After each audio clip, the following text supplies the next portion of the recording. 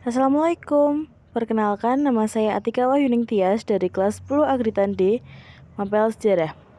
Tujuan video ini dibuat untuk mempresentasikan hasil pemahaman materi di Mapel Sejarah tentang tanam paksa kopi.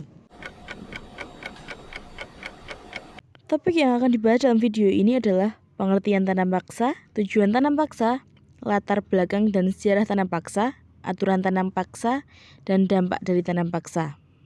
Seperti yang diketahui, tanam paksa atau kultur stem cell yang sejarawan Indonesia disebut sebagai sistem tanam paksa adalah peraturan yang dikeluarkan oleh Gubernur Jenderal Johannes van den Bos pada tahun 1830 yang mewajibkan setiap desa menyisihkan sebagian tanahnya untuk ditanami komoditas ekspor khususnya teh, kopi, dan kakao. Selanjutnya adalah tujuan tanam paksa. Tujuan dari tanam paksa adalah mengembalikan kondisi keuangan Belanda selepas krisis keuangan usai Perang Diponegoro. Dan selain itu, untuk memberikan keuntungan yang besar bagi pemerintah kolonial. Ketiga, latar belakang tanam paksa. Tanam paksa muncul karena kebijakan sewa tanah yang diterapkan pada era Raffles tidaklah berjalan seperti yang seharusnya.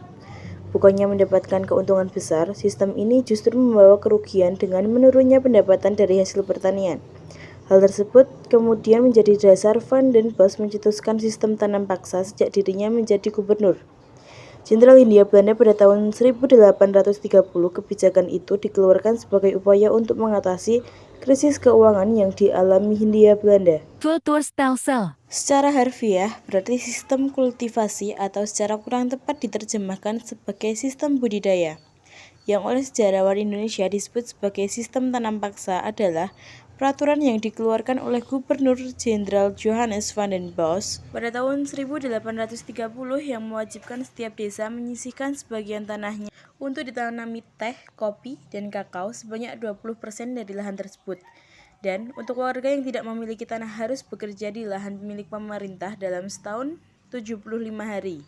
Pada prakteknya, peraturan itu dapat dikatakan tidak berarti karena seluruh wilayah pertanian wajib ditanami tanaman laku ekspor dan hasilnya diserahkan kepada pemerintah Belanda.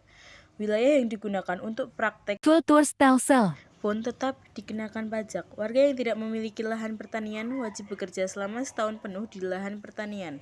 Tanam paksa adalah era paling eksploitatif dalam praktek ekonomi Hindia Belanda.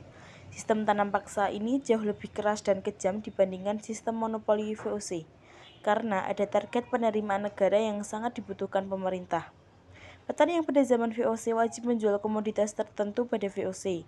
Kini harus menanam tanaman tertentu dan sekaligus menjualnya dengan harga yang ditetapkan kepada pemerintah. Aset tanaman paksa inilah yang memberikan sumbangan besar bagi modal zaman keemasan kolonialis liberal Hindia Belanda pada tahun 1835 hingga 1940.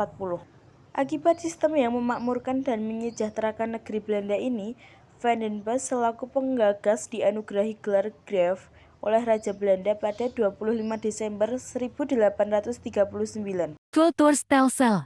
Kemudian dihentikan setelah muncul berbagai kritik dengan keluarannya UU Agraria 1870 dan UU Gula 1870 yang mengawali era liberalisasi ekonomi dalam sejarah penjajahan Indonesia. Selain pengertian, tujuan, dan latar belakang tanam paksa, ada pula aturan dan dampak dari tanam paksa. Berikut adalah aturan dan dampak tanam paksa. Aturan tanam paksa. 1. Tuntutan kepada setiap rakyat pribumi agar menyediakan tanah pertanian untuk Kultur stem cell tidak melebihi 20% atau 1/5 bagian dari tanahnya untuk ditanami jenis tanaman perdagangan. 2. Pembebasan tanah yang disediakan untuk kultur stem cell dari pajak, karena hasil tanamannya dianggap sebagai pembayaran pajak. 3. Kelebihan dari produksi pertanian dari ketentuan akan dikembalikan kepada rakyat. 4. Waktu untuk mengerjakan tanaman pada tanah pertanian untuk kultur stem cell tidak boleh melebihi waktu tanam padi atau kurang lebih 3 bulan. Setelah aturan tanam paksa, ada juga dampak tanam paksa. 1. Dalam bidang pertanian. 2. Dalam bidang sosial. 3. Dalam bidang ekonomi. Sekian presentasi dari saya, kurang lebihnya saya mohon maaf. Wabillahi taufiq wal hidayah. Wassalamualaikum warahmatullahi wabarakatuh.